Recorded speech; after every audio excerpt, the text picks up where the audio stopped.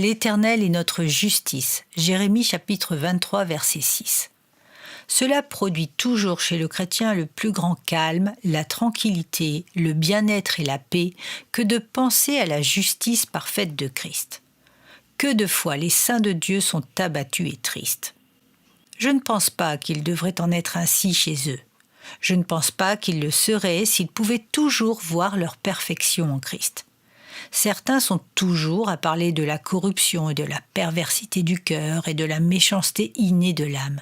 C'est tout à fait vrai, mais pourquoi ne pas aller un peu plus loin et se souvenir que nous sommes parfaits en Jésus-Christ ?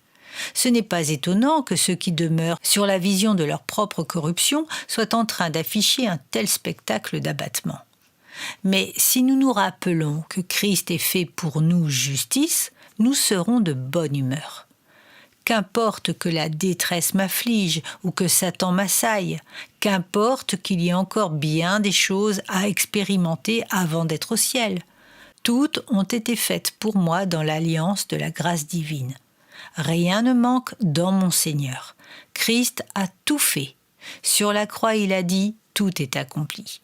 Et si tout est accompli, alors je suis parfait en lui et je peux me réjouir d'une joie ineffable et glorieuse. Non avec ma justice, celle qui vient de la loi, mais avec celle qui s'obtient par la foi en Christ, la justice qui vient de Dieu par la foi. Vous ne trouverez pas de ce côté du ciel un peuple plus saint que celui dont les membres ont reçu dans leur cœur la doctrine de la justification par la foi en Christ.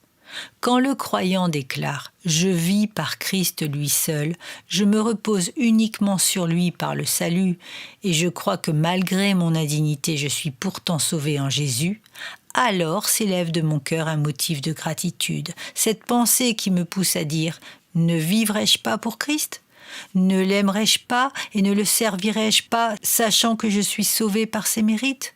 L'amour de Christ nous contraint, afin que ceux qui vivent ne devraient par conséquent plus vivre pour eux-mêmes, mais pour celui qui est mort pour eux. Si donc sauvés parce que la justice nous est imputée, nous évaluerons ou considérerons largement ce que la justice nous enseigne.